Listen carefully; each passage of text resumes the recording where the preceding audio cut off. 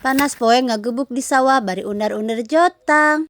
Assalamualaikum selamat tayaki kasadayana. Kusabab loba gebugeun ieu ge kapaksa we panas poe cenah ka sawah. Panasna meuni mentrang kieu da ari henteu karunya ka mama hoream ieu teh ka sawah teh. Cek emah teh mani baturan ka sawah mah seueur gebugeun. Nya ari entos kitu mah urang amparkeun heula we amparna. Ulah waka mawa leker atuh ieu amparna beresan heula sina meres. Meuni ka nyaho jebrog-jebrog.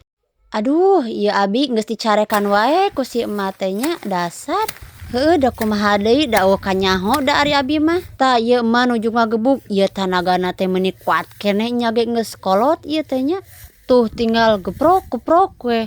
Meuni terek ngagebukna teh. Nya eta ari abi mah kabisa daripada dicarekan deui ku emak. Mending keneh tuangan teangan sugan we aya undeureun.